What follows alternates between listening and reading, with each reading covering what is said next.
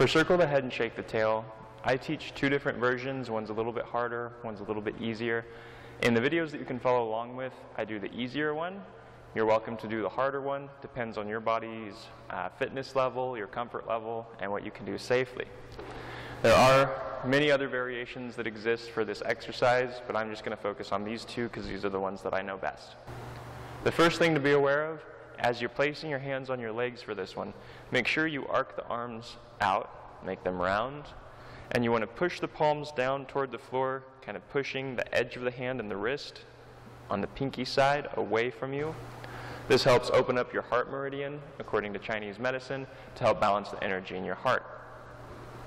That being said, with this exercise, the harder version is one that traditionally they do not recommend for people that have high blood pressure because it does involve you putting your head down below the level of your heart and building up a lot of pressure and bringing your heart down below your center of gravity.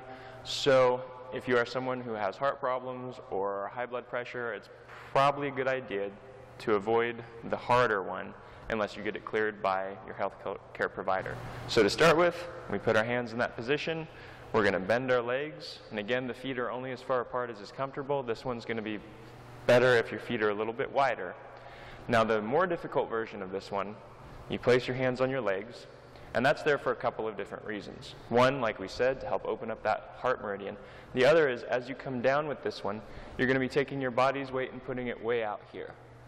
If you have a good, strong lower back, that's not a problem. But some people, if their lower back's a little bit weaker, or it just happens to be one of those days, that can put strain that you don't need on your lower back, and it can potentially hurt your lower back. So we put our hands on our legs to help hold our upper body's weight as we come down and around with this one. So how it works is you start facing forward, you turn your upper body to face one side, bend down, sweep the head through, turn to face the other side as you come up, and turn back to center. Then you turn to face the other side, and drop down, sweep through with the head, and come back to center. So you're breathing on that as you inhale on the down stroke, and then you exhale once you get to the bottom. You begin to exhale as you come up and return to center. Then you inhale, turning, coming down and through, and then exhale as you come up and turn back to center.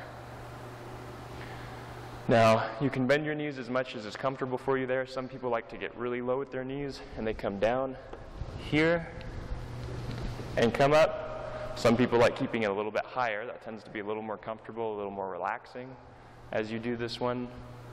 Keeping the legs up higher. And then you can play with the level of this head. If you want to go really low with it, you can. Or if you want to keep it a little bit higher, you can. Depending on what's comfortable for you. Now, the variation on this one is extremely different, but it still gets a really good twist through your body. You still have those arms in that position to help open up your heart meridian. So it accomplishes many of the same things, but without the balance issues that come with this motion, sweeping through, and without all the extra strain and extra pressure that you're building up as you go low like that in the first way of doing this. So the second one is basically starting the same. Feet wide, bending the knees, back straight, reaching down, palms down, pinkies away from you. Here. You inhale, and as you exhale, you just twist. And you're twisting your whole torso all the way up through your neck. Here. And it's like you're looking behind to see what's back there. And obviously, you don't have to get all the way back there. Just go as far as is comfortable, get as good of a stretch as you can, and then come back. So this is your exhale, twist. So you inhale as you return to the center. Then as you exhale, you twist, sinking down as far as is comfortable, and look around to the other side. Inhale as you come up, and exhale as you turn. So as you can see, it's a lot easier not only to do this movement, but it's also easier on the body.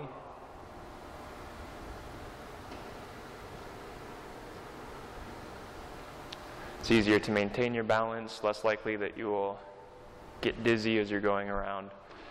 So that's the reason that we put this one in the videos that you will follow along with, because it is easier, and hopefully that helps make it a little bit more accessible to everyone. But feel free when you're following along with the videos to do the one where you're circling around. If you want a little bit more of a workout, you want to work your back a little bit more and work your legs a little bit more. So that's circle the head and shake the tail. Thanks for watching.